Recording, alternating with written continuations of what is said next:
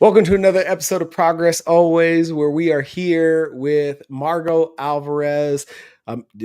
Your resume is so tight. Business owner, fitness coach, winemaker, 7-time CrossFit Games athlete, tactical games, NBC Titans game, 2-time American Ninja Warrior. What is it you have not done? This is a long time coming. I've wanted to have a conversation with you for a really long time. My first exposure to you was in Wisconsin, watching you suffer through that marathon row at the CrossFit Games. And in the aftermath of that event win for you, I started tracking you and seeing all the other things that you're up to and that you've kept up with since then. And I just find you a fascinating individual. And I want to know more about her and what she has going on. So with all that being said, let's go back in time a little bit. What was the inciting incident in your hero's journey that has led to all the habits and behaviors that have led to now? Oh man, that's a great question. First, thank you for having me. Yeah. I think there's kind of been, I would say, layers of pieces. I think growing up in an environment where I was allowed to do a lot of different activities and sports and movement pieces, whether it was, taekwondo, volleyball, ballet, like all these different things. I think a lot of those experiences allowed me to kind of dabble in different activities that allowed me to pursue finding things that I liked and enjoyed. Always felt like I could pretty much do a little bit of anything, Mm-hmm. which allowed me to kind of grow and expand over the years. Yeah. I think there for sure was a one pivotal point where I kind of suggest it set me on my trajectory of where I'm at now. And I think that was Mm-hmm. like my sister's passing in 2008. It was obviously tragic, and I would change anything to have her here with me. Sure. I also believe everything happens or doesn't happen in life for a reason, Mm-hmm. good, bad, and different. And people may disagree, and that's their own opinion. And I for sure, like, I would love to change things, but I think that was very pivotal in the sense of I learned a lesson at a young age that, you're not guaranteed tomorrow, next week, Mm-hmm. next month, next year, and that you should embrace as much as you can of life and make the most of it. And she was, that breathing example of that. Like one of our last experience or our last time together was when we went snowboarding in Montana. I was home for Mm-hmm. holiday break. We went snowboarding. I was exhausted. It was, time to call it a night. And she's like, I'm going to get dressed and go out with my girlfriends. And she went out with her girlfriends and stayed out too late. She's supposed to meet me at the airport the next day. I had an early flight. Didn't happen, but I didn't fault her at all because like she wanted to go hang out with her girlfriends. But Yeah. she really embodied like making the most of every opportunity and just really Mm-hmm. living fulfilling life. She'd actually expressed to my mom that she had a feeling that she was going to die young, which is crazy because she was a very intuitive individual. Mm-hmm. Very She older or younger? She was younger. So I was the Okay. eldest. She was 2 Okay. years younger than me. Kirsten was 20. She was 20 at the time, and then Remy was 2 years younger than her, so 4 years younger than me. So Mm-hmm. we were all kind of like 2 years and 3 weeks apart. But she expressed that. So I think that was a very pivotal. I know that was a very pivotal moment in my life, Mm-hmm. and it set me on a trajectory to say, hey, like if there's something I'm going to go after, I'm going to give it everything I got. I'm going to put everything into that. If I fail, I fail. At least I tried, and Mm-hmm. that has definitely kind of followed me in life. But I think it's allowed me to give me this outlook and this attitude where, hey man, like I don't know if I'm going to have next year. Like not that I want to think like that, but I Yeah. also want to make the most of everything that I have. So I think that was a very pivotal moment in my life. Obviously, there's lots of layers in terms of like who I am as an individual, my Mm-hmm. mindset, my character, my authenticity. I think is very important. I stand by that. I like Mm-hmm. pride myself in that because I think it's important to be authentic because again, we have this one life, right? We're not Yeah. guaranteed it. So might as well make Mm-hmm. the most of it. So yeah. Totally. So athletics is one thing, right? There's an aptitude, there's experience, there's the sport finding you. I love the fact that you have such a diverse athletic background. In coaching parents of young athletes, it's like let that kid play everything. Yes. I think it's a tragedy in this day and age that you know we're selecting these kids and putting them in on these trajectories so damn young that they burn out, Yeah. or they like it's you see it in baseball all the time, like kids are having Tommy John earlier and earlier and earlier. So that, like, athletics is one thing, but entrepreneurship's a whole nother deal. because there's so much unknown, there's so much trial and error, and a lot of it is a very conscious decision. Like, Mhm. how did you find winemaking? You Great know, question. Yeah, as opposed to starting a supplement line, for or sure. something that's kind of parallel to what Not you completely. spent so much of your life doing, right? Yeah, I think, and that's a great question. I think, to circle back real quickly to like entrepreneurship, it's a lot harder than I think what people realize. Mhm. People don't understand the nuances or the behind the scenes. I always think of it kind of like the Wizard of Oz, right? Like you pull back the curtains and you're like, oh, I didn't know, I didn't see all this. And it's like, then they start to understand the layers that go into it, especially, businesses with industries that are very difficult. Like the wine for me, I, I had some property, my family had some property where I'd go back and I would harvest every year. Like given the season of competition within CrossFit. Like I could only go Yeah. back for a couple of weeks or a week and here and there until I was actually on the farm, farming it, weekly. I Mhm. loved the parallels between fitness and training in the gym and being on the farm. Like I love physical labor. I love hard work. I'm not afraid to get my hands dirty. Like if I'm going to do something, I want to physically be in part of it because then I know Mhm. my blood, sweat, and tears went into producing something, right? And I think for me, seeing that the wine and fitness were very related, even though people say like wine and fitness, like that does not go together. I mean, my whole motto is work hard, wind down, right? Whether you drink or don't drink, you don't have to drink. But the whole philosophy is like, you work hard in the gym, you make the most of it each and every day, right? At the end of the day, you're going to have, bonbons with the kids on your couch, maybe a glass of wine or a beer. But the whole philosophy is that you make the most of everything, embrace the struggles, celebrate the successes. Again, because we're not guaranteed next week, next Mm. month, next day. Yeah. And for me, is like I love that you spend the time on the farm, you harvest the grapes, you crush the grapes, you press them, you let them sit, you have to age them. Then finally, a couple years later, you have to finally enjoy that bottle with a friend or friends and get to celebrate some success or embrace the struggle that you're having. And for me, it was all about the process. And I've talked about this with training and business, but it's like we're going to spend so much more time like in this journey. Like here's the beginning, here's the end. Like when you stand on the podium, when you get that trademark, oh, congratulations, yay, but then like all this time is here. So learning to embrace that process was very important to me. Mhm. And so after I think it was 2015, after the CrossFit Games, I finished ninth that year. Um, my coach and partner at the time, we were talking about, what's the next step? Like, what's going to Mhm. happen? Like, where do you want to do? What do you want to do next after this? And I think it was tough because I knew in my eyes I'm not going to be an athlete forever. I mean, I'm not going to compete. I am an athlete at heart forever, and I will always be an athlete. Yeah. But I knew I wasn't going to compete within the CrossFit space forever. I knew there would be maybe a time that it would come to an end, or it Mhm. would start to change and pivot. So I thought, well, what am I going to do after that? And so the thought process was, well, I love wine. I love the winemaking process. I love this. Maybe I can, launch a business in kind of unison with the fitness, in I would say in parlay maybe of it, saying, hey, how Yeah. does this follow afterwards? Mhm. And in theory, it sounded great. As I started to do everything, the wine industry is very difficult. It's very hard. It's a very mafioso type of industry where it's kind of a pay to play industry where having a large budget is very important. Like they have a running joke in the wine industry. If you want to make $1 million, you need to start with 5 million. Like, cool, great. I wish I would have known this years ago.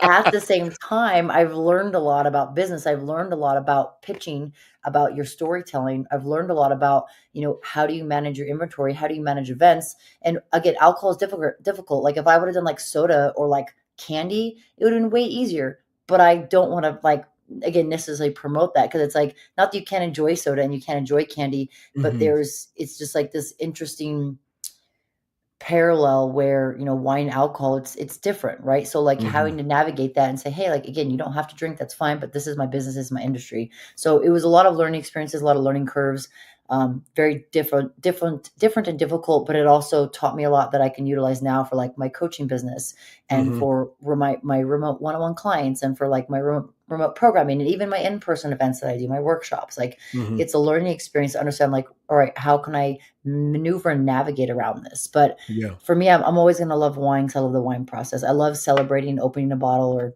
having beers with friends, hanging out, and like just relaxing at the end of the day. And everyone has their own cup of tea. That's totally fine. But finding what allows you to really just wind down at the end of the day is important Yeah. because I think we get caught up in life, and that the next goal, the next aspiration, the next quarter, the next year, like we're constantly pushing, especially in our society, right? You go to Spain, it's Mhm. a lot different. But Oh, here in the yeah. US, it's like more 60 hours, 80 hours, 100 hours. It's like damn, when do we get to enjoy life? When we retire, Mhm. when we're 60, 70? What if we don't retire? What if we love do we do what we're Yeah. doing? We continue to do that, right? Mhm. So finding that balance is important. But I know I kind of Yeah. went off tangent there. No, that was awesome. That was awesome. Spain's the motherland. I was born in Madrid, so yeah. Oh, you are? That's amazing. Mhm. I love it. I lived in Salamanca for about 5, 6 weeks. I did Okay. abroad out there in 2004, and that's when my Spanish was, like, the best. I was all my classes were in Spanish, was speaking it fluently, and then ever since then, just, like, slowly just Where'd you go to school? University of Salamanca. Okay. So That's I awesome. went to school in Hawaii Pacific University, but I did my Yep. study abroad, through UH, University of Hawaii in, Mhm. Not Waikiki, in, Wahoo. Manoa. No, So okay. yep, Manoa, and then, so the program was through them, so I did, like, 6-week program out there, I think, and it was amazing, I loved it. I wanted to do more, but Yeah. it was just 6 weeks, so but I loved That's it. But yeah, I awesome. love Madrid. When we went to Portugal when I was over there, it was Mhm. amazing. I'd love to go back. I really wanna go to Barcelona. I've never been over there, so Okay. yeah, if I Yeah, was to live abroad, it would be Spain or Italy. Those are the 2 I kinda look to for some reason. I that's don't know awesome. why. Yeah, Yeah. Spain's about you know, culturally diverse, regionally diverse, I should say, Yeah. as the uh as the States is. You know, the Pacific Northwest compared to the Deep South, compared to New York I can see City, you know what I mean? Like Yep. the dialect is different. You know, you're in a different region, Mhm. even though it's still a foreign country, all that kind of good stuff. Yeah, it is definitely worth exploring. That's awesome. My, Yeah. my great-grandfather's actually from Bilbao, like, northern Mhm. Spain, Mhm. so it'd be awesome to go out and check it out. Nice. What's your heritage? So my dad's from Mexico, so, like, Mhm. Mexican Spanish, because my great-grandfather's from northern Spain, Mhm. and then on my mom's side, it's French, Basque, Hungarian, and German. Mainly Okay. French, Basque, and Hungarian, and a little bit of German, Mhm. so I would say a little Mediterranean mix. Yeah. Hell yeah. Hell yeah. But yeah. The process, right? I have a lot of, just because of the circle that I orbit, a lot of athlete turned entrepreneur conversation, or military turned entrepreneur conversations.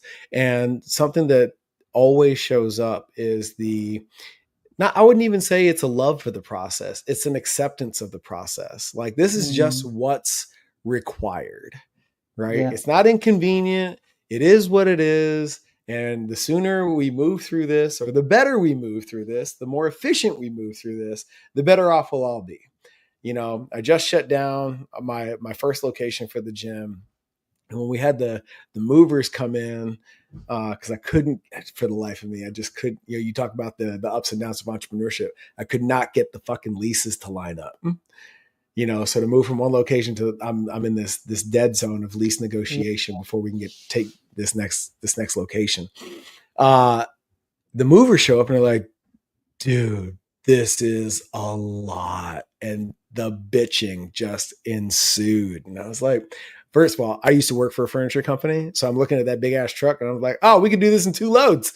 They're like, we don't know, man. It's going to be a long day. Da, da, da, da. And I was like, look, man, I felt like I was talking to my children for a second. Like I was trying to convince my son to go pick up the dog shit. I was like, dude, the sooner you do that, the better off we're all going to be. And you can choose to do it with a smile on your face, or you can choose to be miserable. You can make this a Yeah. really long day, or it can just take as long as it takes. It's really up to you. It's a great attitude. Is that Yeah. born? What came first, the farm or sports for you? So for me, sports came first. Okay. In high school, so, like, I mean, when I was growing up, I mean, tennis was the first thing I played, like, way back in the day. I was, like, 5 years old. Did tennis, like, the pee-wee tennis, like, super fun stuff, and then it moved into, Mm-hmm. like, to golf and ballet. Did gymnastics for a little bit, like, a year, and then moved into, like, golf was mainly kind of the thing, taekwondo, ballet, and then it kinda moved into volleyball and golf, and I focused on those 2 pretty much, all of high school. I did some horseback riding as well, and I wanted to Mm-hmm. go into competitive. I did some competition within, like, Western and equestrian within horseback riding, Oh, did some cool. competition with taekwondo. Like, I'd love to, like, continue it all, but I'm like, how do I do 5 sports at once? Like, it's kind of impossible. But I think the taekwondo was really important because it instilled that mindset, that Mm-hmm. perseverance, the ability to continue on and, like, stay even level, like, and even kind of keeled with the head. I Yeah. think golf was also very important for my mindset as well. It's like, you have a shitty hole, you have a crappy hole. Well, you you got to let that go because you got 17 more holes and that's just day one. What if you're playing a Mm. 4-day tournament? You're playing both Saturday, Sunday. Like you have a lot ahead of you. So I Mhm. think it was really important. I think that set the precedent. It also helped me refine things and work through things. That was kind of the first aspect. But again, I was never afraid of hard labor. I loved all that. Then I was I was going back and forth to the farm through competition. And in 2015, after the games, figuring out, all right, if I'm going to continue to do this, how's this going to look like? Mhm. Descending in 2016, decided to start the business. Went to the farm, did the harvesting. Was transporting grapes from Utah to California because Utah's different with their licensing. It was going to take like 2.5 to 3 years to get the licensing. So instead of waiting in that process, because you can't make money while you're waiting for the process. So if I would have made any money from that time frame, like they could have come after me like, you can't have your Yeah. license. So I was like, all right, well, how Yikes. do we work around this? So California was the best option. And was there again, love the physical labor, like pulling sleds through sand. It'd be a bitch and a half to get that 300-pound like wheelbarrow of grapes through the sand. But I'm like, well, this is part of my training now. Like even better, I didn't mind it. Yeah. I love that grunt work. Like I just love that stuff, like sled work, pull pushes, all that stuff. Mhm. So there was there for again 2 years. Finally got the like everything approved in 2017, literally the week of regionals in 2017. Like, Oh. talk about being able to compartmentalize. I became very good at compartmentalization. And I talk a lot about this with my clients. I talk Mhm. about it even online on social. Like, having a purpose and being able to compartmentalize things can be very beneficial. Understanding when you can separate that and like peel away from that so you can still stay human and still have your emotions is also very important. Yes. But understanding, knowing, all right, I'm physically in the gym. I have to focus on training. When I'm done, I can work on the computer, get licensing paperwork, all I need. So got the license and everything ability to approve on the, like, I think it was like that middle of May in September 2017. And then it was like shift, okay, competition mode. I have to go and like compete and make sure I qualify for the games. Mhm. And then being able to next after that, literally shift back and say, all right, I need to get my labels approved. I need to get my labels printed. I need to get the bottles, corks, capsules. I need to get everything ready. And also, can I make sure that I have a distributor in time? That was like the fastest I ever got a distributor to like bring the wine in because every state's a little different with like Yeah. licensing. So Are it you was, are you yes. are you are you are you distributing down here in Arizona?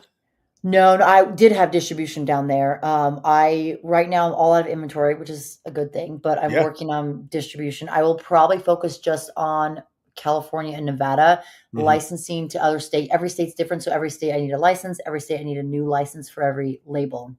Okay. So like I looked at other states and it was like $1,000 for the license and then $100 for each label. I'm like, well, I have 5 labels. That's $1,500. And that doesn't guarantee you any sales into the state, Right. right? Like Right. that's just to possibly have your wine come in. So Mhm. there's a lot of layers to it, but yeah, it was for fitness and training first, then eventually the farm. So yeah, Okay. it's, So yeah, here's what I'm not hearing, and this is I'm so genuinely curious. So you got into wine with no apprenticeship, no previous experience, no like this is how it's no. done rule book. Like you just started growing grapes and making alcohol. Like Yeah, so I mean, so I was doing this with my cuz so like my dad and my sister, my mom came at one point on the farm and so he kind of was doing some traditional like just like generic homemaking, like home winemaking, which is great. okay, You're allowed up to I think it was 100, don't quote me on this. I think it was 100 gallons, which is a lot of wine. yeah, sure, For home production wine. okay, And so that was kind of like learning the process and that was great. Once we decided to like say, hey, we're going to put this into licensing, we need to make sure we're working with a facility where we can do a little bit more because it's physically hard to like do all that and be competing and still like coaching and training all that.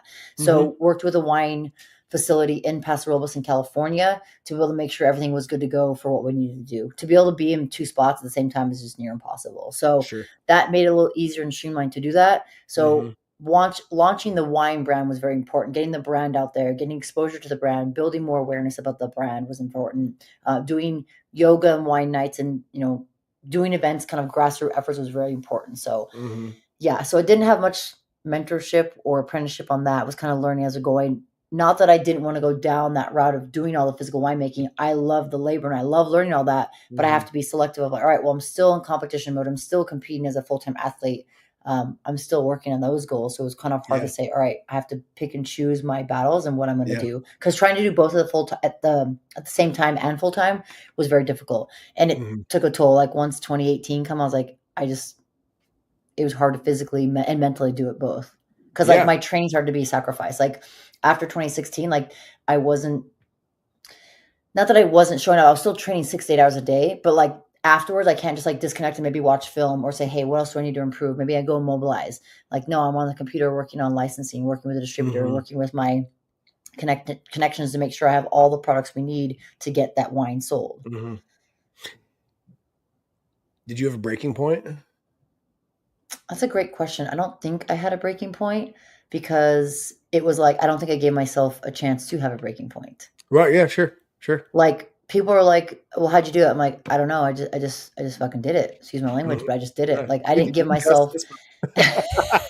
Yeah, I try. I have a very bad sailor mouth, so I try to, like, keep it That on the wraps when I do podcasts, but, if you I wanna think I compete, don't. we can do it. Yeah. Awesome.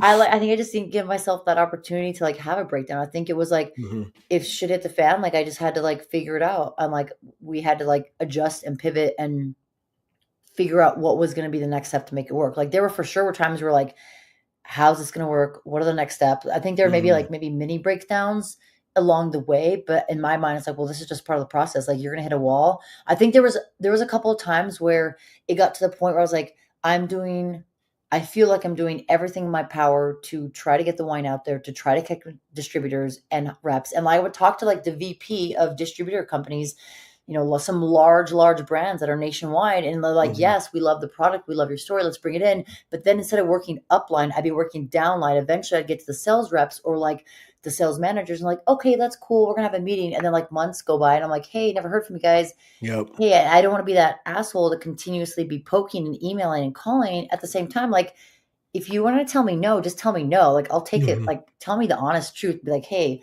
we don't want to bring you in. Like, finally, like, 6 months later, like, hey, we love the product, we love what you're doing, but we already have wines from Pastor, or we already have a red blend that we're not going to do. And so I'm Yeah. like, just it was so I was like, I just didn't ever give up. Like, I think I had so many doors slammed in my face. I was like, I got to the point where I'm like, all right, if there's another door slammed in my face, like, it's fine. Like, Yeah. fucking take it. Just give it to me next, Yeah. next, You become And numb I to don't know. no. Exactly. So I think Yeah. that resilience. I think I'm pretty Mhm. resilient. I have pretty thick skin. I Mhm. think I can handle a lot. That doesn't say, like, all right, well, it affects me, but I have to, like, navigate around it and just Yeah. continue to move forward. So here's a question for you. For somebody who loves hard work, who, like, digs in on grunt work, right? How do you manage that as a coach? How do you create a standard of excellence and at the same time not necessarily judge those who aren't quite there yet against your own self-perception? Like, For if sure. I like if I like grunt work, Yeah, why don't you? that's a great question. I think, I know that I'm unique. I'm different. I'm probably not the average for sure, right? So understanding that's important. Mhm, I think, knowing that, I mean, I believe leadership comes from the top, right? The mhm, standard comes from the top. You set the standard, right? If you have mhm, a gym, you own a gym, and you have shitty leadership, or you're not going to lead from the front, and you're not going to set that accountability, then the rest of that will kind of fall in line or not fall in line. So for myself, mhm, it's like, this is my standard for myself. And this is what I'm going to put out there as a coach, as someone that is guiding people. This is what I'm looking for. If you're not there yet, that's okay. We'll work there, because I know I too was at the bottom when I started. I wasn't the mhm. coach I was years ago. Like, I don't toot my own horn, but I'm a phenomenal coach. That is something I love. I love helping people, and that rooted in the fact that I feel like I couldn't help or save my sister. So I think because of that, that allowed me to turn and lean into the passion of, like, I want to help others. I want to give back to the community. I want to help elevate other people. So if they're Mhm. not where I'm at, that's totally fine. No judgment. Like, I will I will never judge anyone where they're at. Like, everyone has their own story, everyone has their own background. You want to work hard? Awesome. You don't want to work hard? Cool.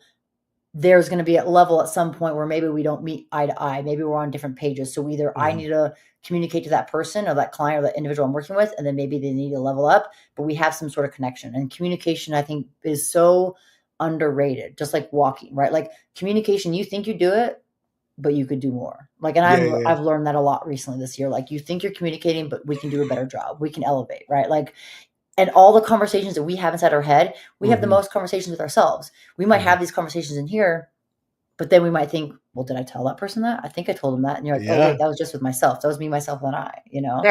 So if someone's not where I want them to be, that's fine. There's a level of communication. It's like, hey, let's work on this. And if there's Mhm, like, hey, well, I can't do that, then okay, maybe I'm not the person, the right coach to be there to help you. mhm, But I will give my all. I will utilize whatever tools I have in my tool belt to help you get there. And if mhm. not, then hopefully I can create a community that maybe I'm able to connect you with someone else. And Yeah, maybe that works more successfully. sure. We all talk. We don't all communicate. Yes, that is a And great point. and I'm curious because you alluded to like this is something you've been working on very intentionally recently. Was there a moment where you're just like, oh shit, I'm not as good a communicator as I thought I was, or this needs to be improved in order for me to get to where I want to go? Like how did you come to Yeah. this realization to create another silo of work for yourself for improvement?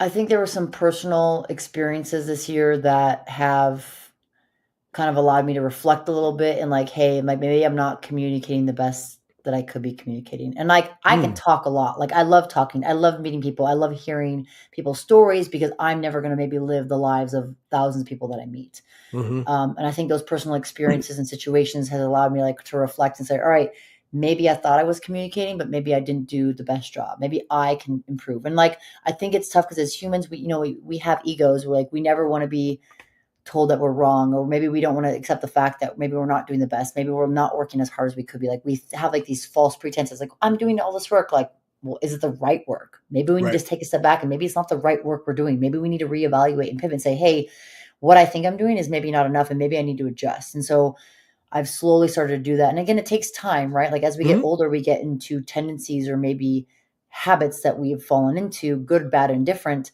That maybe it's like maybe that habit had a purpose, but maybe that purpose now has changed. And so now I need to pivot and I need to learn and adjust. And I think we all evolve as people. Like who I was when I'm 26 is definitely who I'm not when I'm 40 right now, right? Like hmm I am the same person, but I have led so many 14 years of experiences now, 14 years of things that have happened in my life that I can now kind of pull from. So I hmm think it really showed me like communication is important and how we communicate. And when we think we're communicating, maybe we need to do a better job of that. So I'm trying to be more intentional about how I communicate and be more um, not critical, but maybe more a little reflective on myself. Like, am I doing the best job that I can do? If I'm hmm not, then I'll own up to it. Like, hey, like I thought I was communicating. I thought I was, putting this out there. Maybe I need to do a better job. Yeah. And I think that's helped a little bit. Again, always a work in progress for sure. Sure. How do you approach that liminal space, right? Because a lot of how we coach at next level is just accepting the human that's in front of us, that is us, right? Because Yeah. it's not a matter of like we wouldn't be engaged in this conversation if there wasn't improvement to be made or you weren't seeking some sort of improvement, right? Which means that presupposes that you aren't where you want to be, right? So That's a great, yeah, it's a great little reflection piece right there. right? So that being said, it's not a matter of if, but more a matter of when you regress or relapse or you fall back on old, familiar, comfortable patterns that for whatever reason no longer serve you or never serve Mhm. a higher, better version of yourself, right? Yeah, And 100%. reframing what the definition of progress. Progress is not for us achieving the goal. It's tightening the feedback loop for when you fall off the wagon. Did you not fall as far? Did you not fall as hard? Right? Did you come back to center faster? Right? Yes, That's progress. Right? 100%. Like to your point, there's where you are and there's the goal and there's all this shit in between. Like there's if we get fixated on either end of the spectrum, that's a very easy way to set yourself up to be stuck, right? Yep. So what as you're moving through your own journey of being a better communicator, when you find yourself communicating in the patterns of an outdated version of Margaux, is it something you wait for your next opportunity to correct, or do you like stop it dead in its tracks and like wait, I want to recommit, that's an old pattern, let me try this new thing? Like how do you navigate the in between? Yeah, and that's a great question. I think if I recognize it, then it's like, bam, right there. Like if I say, or if I start to catch myself saying, hey, I've said this before, or this is a tendency I've done before. Like this was a pattern that served me or a habit that served me, but now that has pivoted and changed and no longer serves me. So then I'm like, all right, I'll catch it. And if I feel like I'm pretty good, I have pretty good intuition, but also pretty good aware of like my body and where I'm in space and the conversations I'm having. And if I'm able to catch it right there and understand that, like, all right, cool. Like, how can I adjust and pivot right now? Even if it's like 1 degree of change. And that's something I've talked about a lot with people, clients, conversations recently. Like that 1 degree of change may not seem like much now, but if it's here and that crackle opens over time, that degree is going to increase. And then next thing you know, like you're 90 degrees from where you started. And that's amazing. So if there's a time where I'm not catching up, then I'll look back and reflect like, all right, how did this conversation go?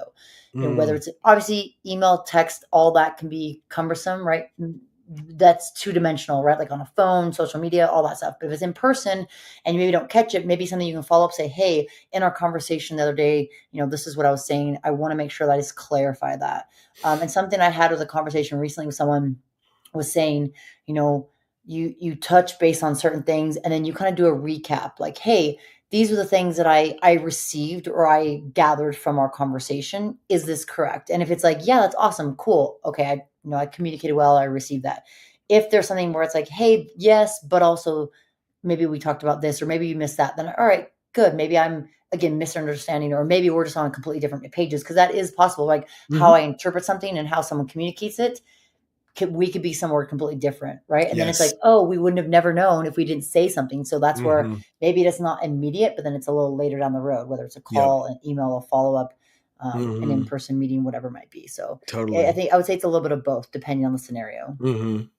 Yeah. That's a good question. But what I do appreciate, thank you. I received that. What I appreciate about what you said is if you become aware in the moment, what I appreciate is your willingness to catch it and course correct as best as possible, right? Yes. So much of like the self-improvement game, fitness, the principles are very much the same. We're so worried about it coming out wrong or it being clunky or not perfect or whatever. But that's part of the deal, Mm-hmm. like It's in not going to it. be perfect. No, and in pursuit of a better version of ourselves, it's better to just simply accept the fact that these things are going to show up. It will not be ideal compared to a perfect circumstance, Yes. because we're not just improving ourselves, we're also improving the way we interact with the world. Yep. And how the world interacts with us more often than not is not within our control. Yes, 100%. So And I think that's the thing to understand, or people, I would hope people would understand, was that we only have so much within our control, right? Like you see mhm, those images, like here's our controllables, here's our uncontrollables, right? Like where do we spend that energy and time? Like we mhm, can't control how people respond to certain things or their reaction, but we mhm, can try in our best effort to control how we communicate or how we yeah, talk or how we show up or mhm, how we act. And it's like, yeah, again, like a lot of it's learning experiences. Like we might think we're going down this right path or doing the right thing. And then it isn't until later. And that later is subjective, right? Maybe later is a day, maybe later is a year. It's like, oof, that was great. Or oof, that was not good. for But that's sure. where like I think if we're willing to be learning and experience and say, hey, like we have to sometimes know like where's that line in the sand, right? Sometimes we're Mhm, able to, hey, okay, we'll try again. We'll try again. We'll try again. Like there's opportunities for that and there's time and purpose for that. At some point, there might be a time where it's like, all right, this no longer serves me. The mhm, path that I'm on is no longer the path that I need to be on, want to be on, or thought I would be on. And then that changes. And sometimes it's harder than other situations to sometimes make that pivot and adjustment. And it mhm, can be difficult. But we have to understand like, all right, what is going to allow me to serve myself, but also the people mhm. around me better Yeah, or more effectively. that that's such a good point, because through that introspection, I think the hardest decisions are the ones that are truly optional, purely optional. you know the recognition that a relationship no longer serves you, even though at a surface level there may not be anything inherently wrong, It's not abusive, it's not toxic, like all the like really extravagant extreme ends of the spectrum that are Extremes. like, dude, get out of there.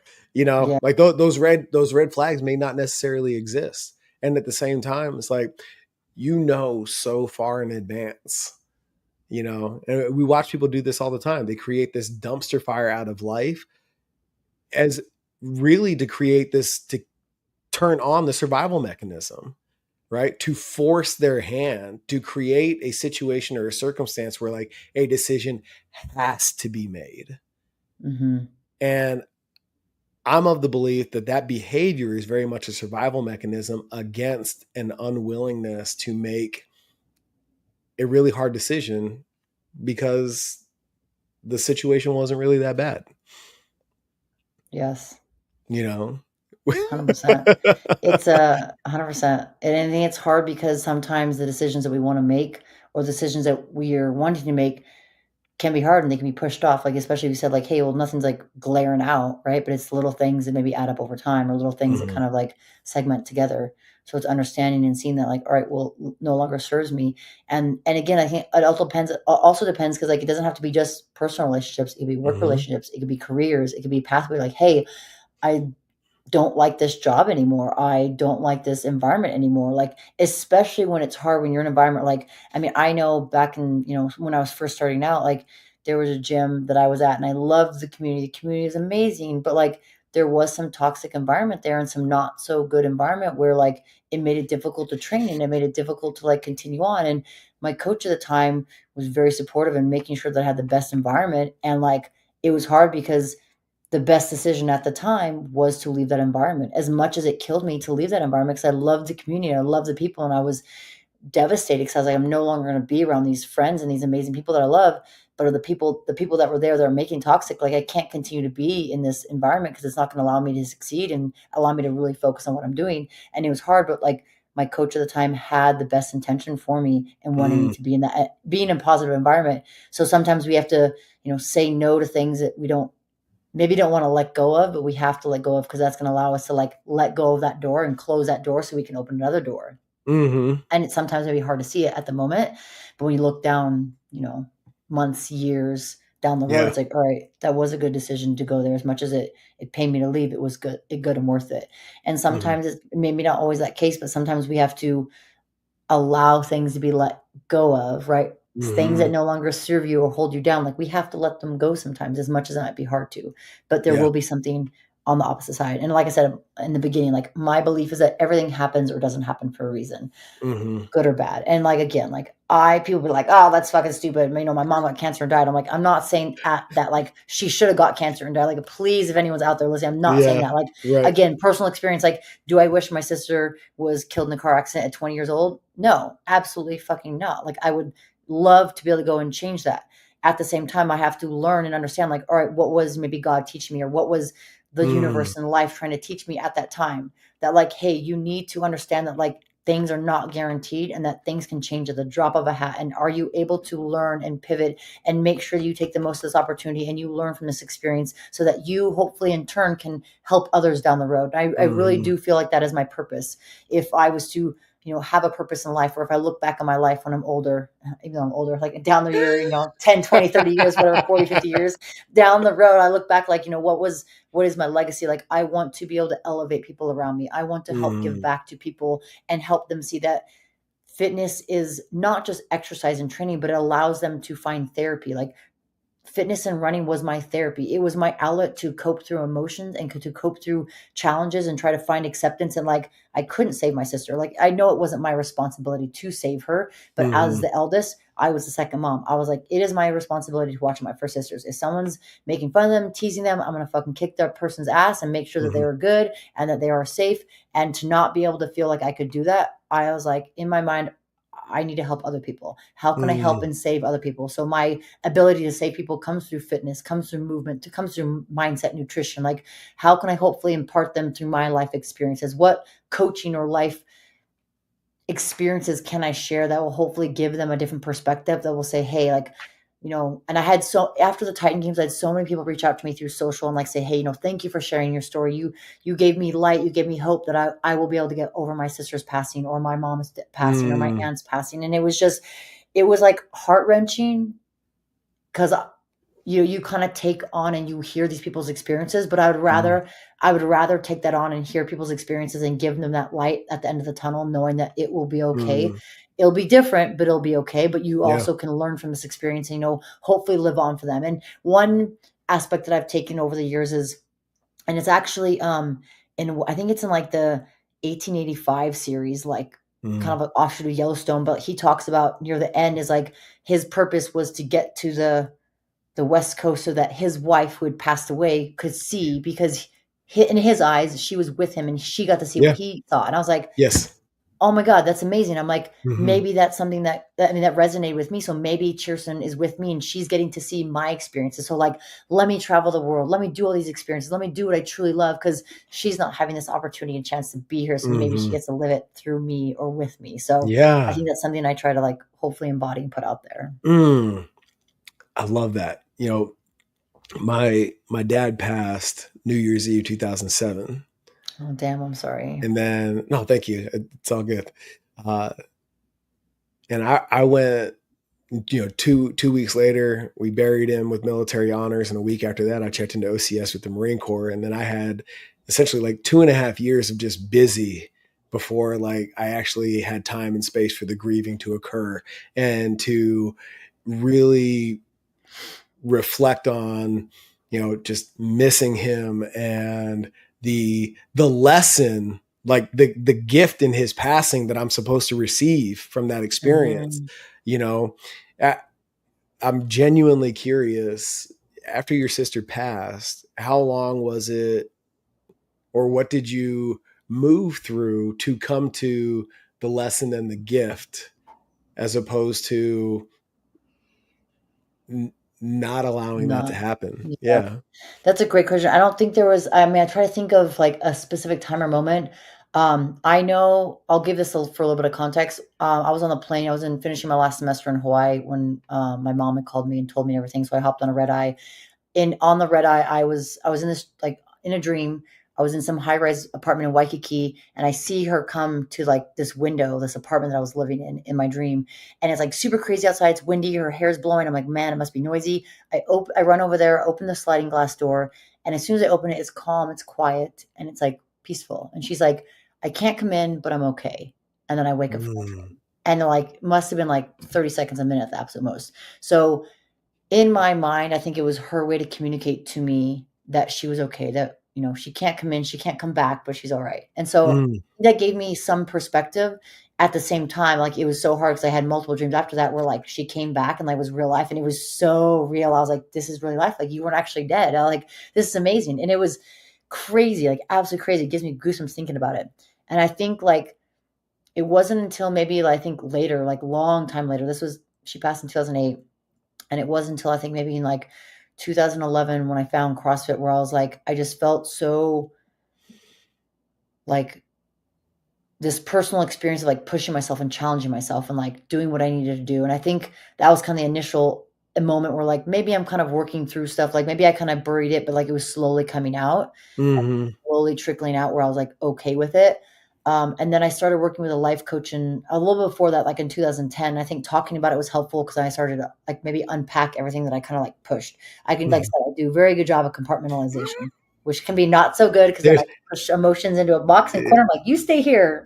there's definitely a dark side of that coin for sure. Yes, there's a very dark side, and I think that's something I've learned, and I tell Mhm, people like, hey, like they're understanding how to tap into that and how to untap into that is very important. mhm, And I think it wasn't until like 2014, 15 when I started competing, and like one of the hardest movements for me were strict handstand push-ups or strict deficit handstand push-ups. And my coach at the time was like, lean into your sister, lean into your Kirsten to like to maybe you can't physically have that, but like lean into her strength that she can give you and tap into mhm, that. And so I did that in 2014, especially into 2015, like just kind of like praying and say, hey, like, give me some guidance, give me some strength. Cause I think she like literally, physically, spiritually, however you want to name it, term it, mhm, like she was able to give me strength to get through those workouts and to be able to continue on. And I think that's where like maybe the layers are starting to understand it and talk about it. And I would start to talk about it, but it wasn't, I think, again, I know this is kind of like not a direct answer, but I think it took a few years over time to like slowly be okay with it. Mhm. And then when I started doing yoga and wine nights and talking about her story, like one of the labels was, a picture, a painting that she did actually in her art class. Mm. And to be able to be open about it was okay. And I think once the Titan Games came around, like putting my story in national television, I was like, man, like, I mean, what do I have to lose? Like, Yeah. yeah, I might be vulnerable and yeah, I might cry and like bawl my eyes out, but I'm like, better to like help one person than like keep this hidden and like never help anyone. All day long. Exactly. So I think those were kind of like layers upon layers. It's like slowly being okay with it. Mhm. Again, I think that dream maybe gave me a little bit of precedence because my sister, she was 18 at the time when Kirsten passed. And for her, it was like, why didn't she come to me? Why didn't she tell me? And I think, I don't know the answer, but I think it was, maybe she wasn't ready in a Mhm. point. Maybe she didn't have that experience, the understanding, that the ability Mhm. to handle that. So I think for me, it's like it was a layers of years over time where it kind of slowly came out. And I think for some people, if people are watching or listening to this and they hear this, like be okay with it hitting you in waves, right? Like sometimes you're gonna be happy and excited. Yeah, and like other times you're like bawling your eyes out and you're like eyes are all swollen, you're like can't breathe and you're like snots everywhere. You're like, but that's the process, like Yeah. you'll remember like there's times where like I'll go through old videos. I only have like one old video, but like I'll go through photos and I'm like, Mhm. I just remember the memories. And I think that's where like, hey, like honor that, right? Like lean Yeah. into that. Don't be afraid. And I get everyone's different, everyone has their own healing process, but like the more Mhm. you're okay with it, the more you talk about it, the more you move through it, good, bad, happy, sad, angry, all that Yeah. stuff, like the better it'll feel. Like you're still like losing yourself. You still lost a part of yourself, but you're still Totally. Yeah. better. It's an iterative process. I've in part a lot of my healing journey, especially since I became a father, has been with plant medicine. Mm, And my first experience with it, my dad showed up, and I got to do the thing in the medicine experience, and I thought, oh yeah, cool. Daddy issues have been resolved. We are good, yeah. and like I did all the crying, and like I have like an amazing relationship with my son and all that kind of good stuff. And at the same time, there's layers to it, so Yes. like that first experience was me just acknowledging that I missed him, right? Yeah. And the my next experience where he showed up, I got to express my anger for him being gone. Mm, You know what I mean? And like yeah. all of these things are okay, but to your point, like whatever shows up, however it shows up, don't resist it. Like Yes, exactly. that's the worst thing you can do, Yep. you know? Like And you kind of put a little wall to like not feel those mhm, emotions. And I think it's hard because like it is. it's tough because like we become vulnerable and like sad, angry, happy, all these things. And it's like, no, I must be tough and like power through. Like there can be a time for that for sure, where you might have Mhm. to keep your shit together when you're trying to tell a Yeah. story and you're like trying not to bawl your eyes out. And like there's been plenty of times where I've tried and like, nah, not happening. Fucking Yeah. waterworks it is. But there's also other times where I'm super strong and resilient and like Mhm. I don't even crack a tear. And I think that's again, it's just different moments and different experiences. Oh. But I do agree you should be willing to like have that happen. And Mhm. I think whether, plant medicine, whatever routes you decide, Yeah. anyone decides to go out there, I think there's other therapeutics and there's other ways to explore that. And I think that's why not, right? Like Absolutely. whether, Yeah. psilocybin, MDMA, like all these other things. I know a lot of the stuff is still kind of trial based, right? Or some of Mhm. it might be coming out more. But I think it's really important, like, who's to say to someone to tell you, like, this is not, shouldn't do this because it's not Mhm. approved or it's not Yeah. allowed. It's like that if you're hurting and you're Mhm. struggling, like, and you're in a place it's controlled or you're with people that you trust. I think trust and being Setting comfortable all and day long. safe. Yeah. Yeah, Mhm. like, do that, lean into that, like Totally.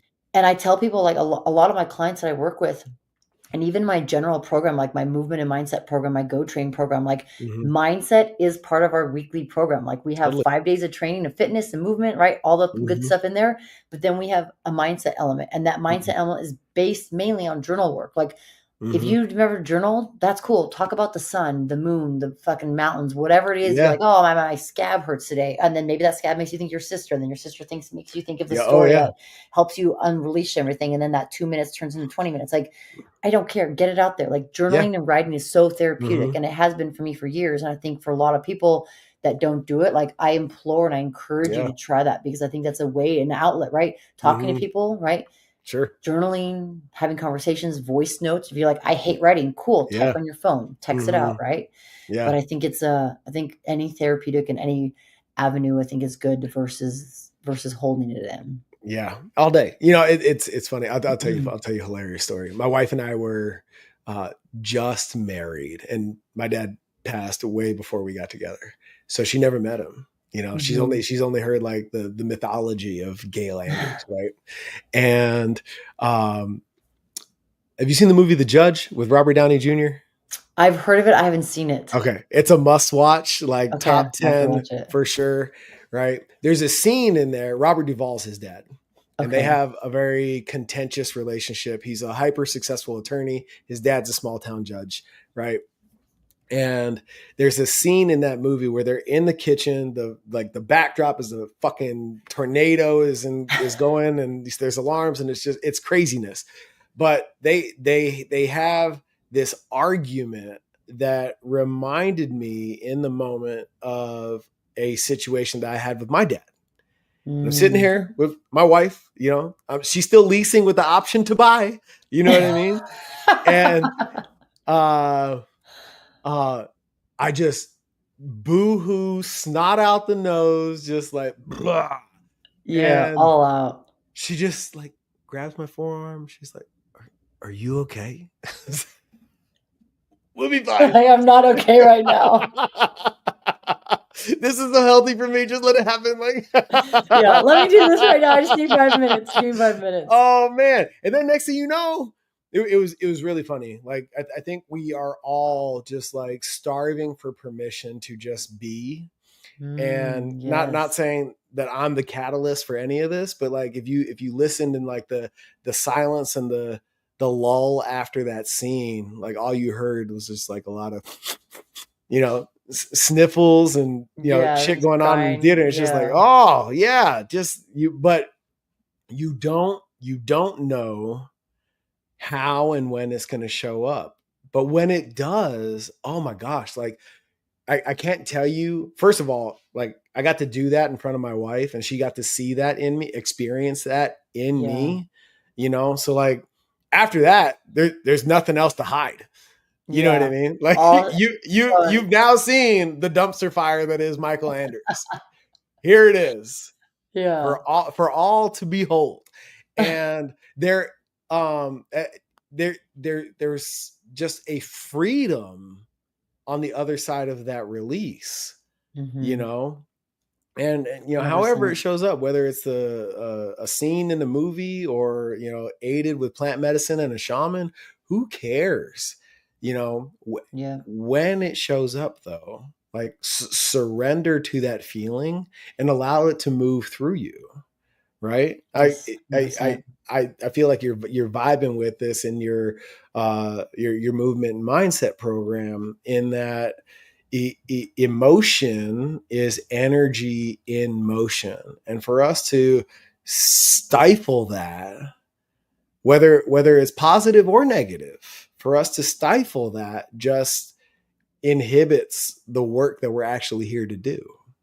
Yes, I agree. And I think it's interesting because I don't think people sometimes make the connection that like movement will help your mindset and your mindset will also help your movement. And Mhm. I know there's been plenty of times where I've taken like yoga classes or hot yoga classes, and I'll be in there and like whether it's typically it's maybe middle or the end, but either the instructor will say something or like at the end where like I'm releasing and like all of a sudden this wave of emotion comes over me and I just want to feel like bawling my eyes out and like crying and like I'll think typically it's usually about my sister like holding on to something or like there's all these emotions that maybe I've been holding on to. And all of a sudden, because I'm relaxed, I'm released, instead of all this tension holding in, like I finally let it go. And I don't think people realize, or maybe they maybe start to realize, but maybe they don't make that connection. But like our body holds on to so many emotions like stress, anger, frustration, happiness. Like obviously happiness is always good and joy is always good, but like we don't know that without the opposite, right? Without Yes. sadness and anger. And like I think it's very important. Like we we need to move our body, whether it's a walk, a hike, you want to go Yeah. do a CrossFit class, you want to go do a Zumba class, you want to walk out with your dumbbells. I don't care. Go do it, right? Anything's better than sitting on the couch all day.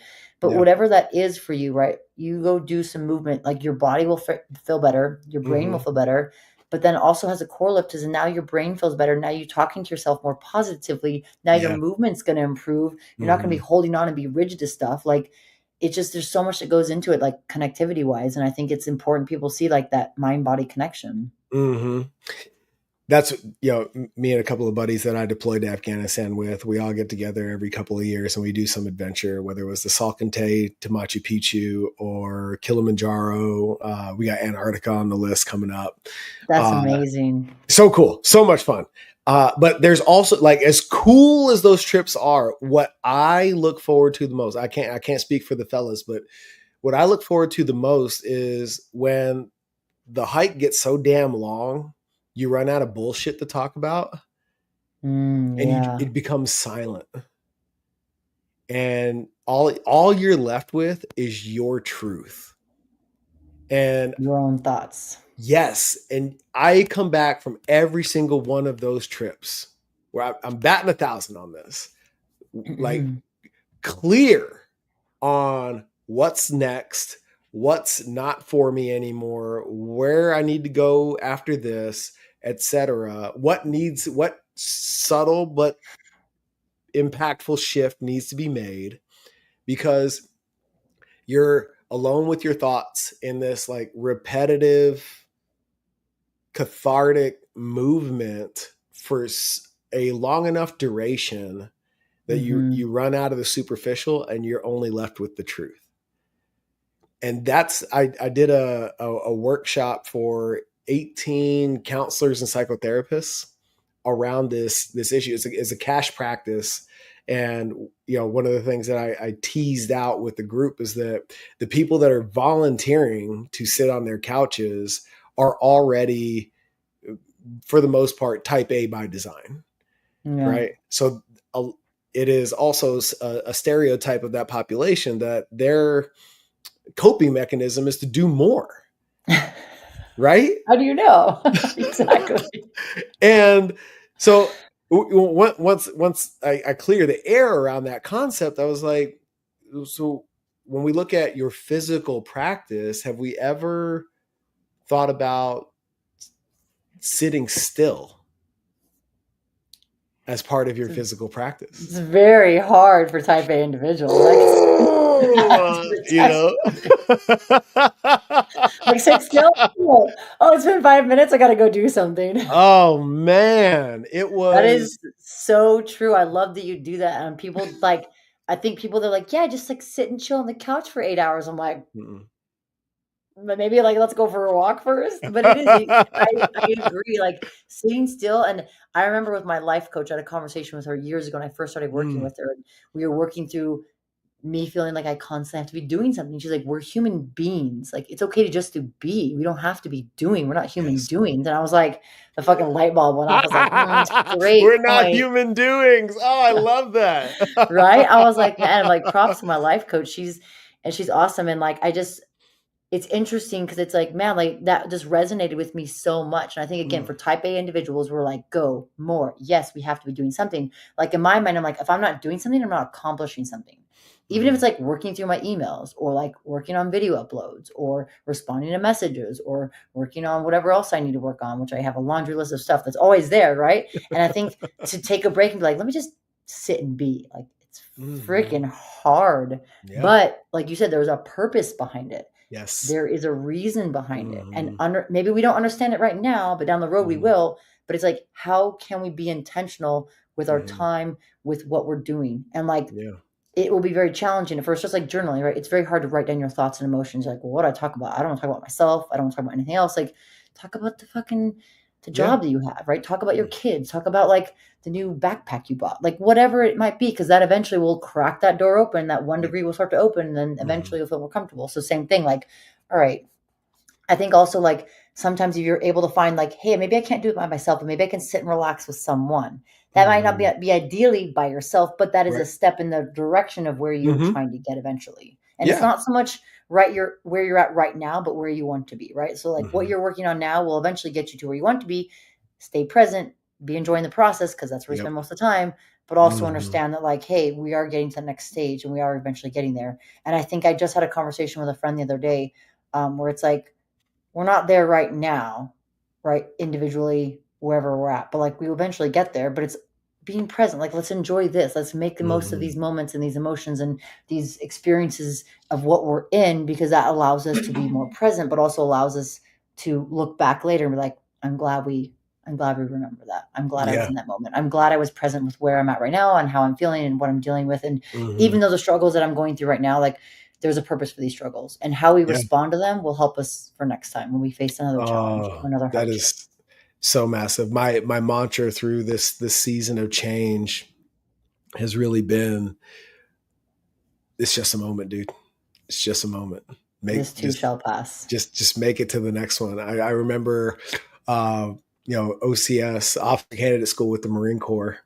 It was my third entry level program. I went through boot camp at the Air Force preparatory school, then boot camp again for the Air Force Academy. Then I got kicked out of Wow. school and gave it one more go. That's a conversation for another podcast. But I remember standing there like day 2 of OCS. I'm like, fuck. Now it's January in Quantico, Virginia. It's fucking cold, and this program is twice as long as the last one. Oh, and then it dawned on me. I was like, dude, you just got to make it to breakfast. Then you got to make it to Yep. lunch. Then you got to make it to dinner. Then you got to make it to lights out. Then you got to make it to breakfast. And I literally I chunked it down to meals for 10 weeks straight. And that practice, I've transmuted that into other areas of my life when things get tough or I know that like I'm in for it for a little bit. Like, Hmm. okay, it's just a moment. Like, let's Exactly. just be here right now, do the thing, and we'll reassess when we get to the next moment. Yep, I love that. That was Yeah. a great way to think about it with training and competition, like, just focus on Mm, this event, just focus on the moment, like and people would ask me, like, the marathon row that was in 2018, like, yeah. "Man, how'd you do that?" I'm like, "Well, I just took it in chunks," right? Like, because people are like, "Oh, it's so long." I'm like, "Well, you're already telling yourself it's gonna be so long," right? Like, I remember one of the athletes I remember when Dave Castro announced it in 20 we were at, like, I think dinner on Monday night, which is typically where they would announce that first workout, and Okay. someone was like, "Oh my god, a marathon? That's gonna be so hard." I'm like, my mind was literally was like, all right, let's go. Like I thought we were gonna have a marathon run before a marathon row, which is marathon row is probably better for our bodies, right? Oh, for But sure. I was like, all right, let's fucking go, let's do it. Like I saw it Uh-huh. coming, I just didn't think it was gonna be that year. And people Mm, are like, "Mwah, boo-hoo." I'm like, you gonna bitch and complain? Like, bitch, you've already fucking, we lost. all applied to be here, right? We all competed and like qualified to be here. Like, let's suck it up, right? It may not be everything we want, but we signed Hmm. up for this, right?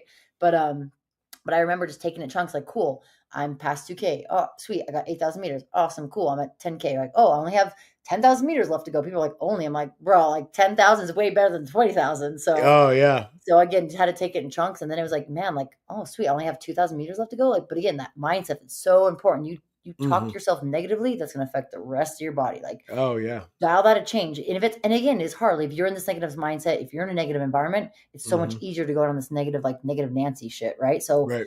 I'm not saying it's easy, right? It takes time, takes practice, repetition. But if you're like sorry, if you're done with feeling sorry for yourself, if you're like, all Yeah. right, this is a line in the sand, like let's buck it up, Buttercup, like Hmm. let's go. Then like, cool, let's start with like one thing, like, hey, better to be here than somewhere else, right? Like change Hmm. that mindset. So yeah. Yeah. Margaux, you're awesome. I really You're awesome. This appreciate is you. awesome. I enjoyed this Yeah. conversation. It was really fun. Hell yeah. Where can everybody find you, work hard and wind down with you? Yeah. So they can go to my website, margauxalvarez.com, or they can go Instagram, 321 go GUX. I have most of my stuff on my website for workshops, remote clients working together, my Go Train program. And they can always hit me up. I'm on pretty much like every social platform, TikTok, LinkedIn, Twitter, X, Facebook, whatever. Hell yeah. But yeah. So people can find me there and support if they want, like, if they like. Dope. We'll collaborate on something. We'll Sweet. collaborate on something in the future for sure. Awesome. No Yes, doubt. I'm looking forward to it. Hell yeah. For Thank everybody you. out there listening, yeah, well, thank you. For everybody out there listening, remember, it starts with integrity, courage, and ownership. And what I'm super excited about is the alignment village that we've just created for the next level audience. So check out the show notes. The link is in there. I invite you with open arms, and I'm looking forward to growing with you. Until next time, progress always.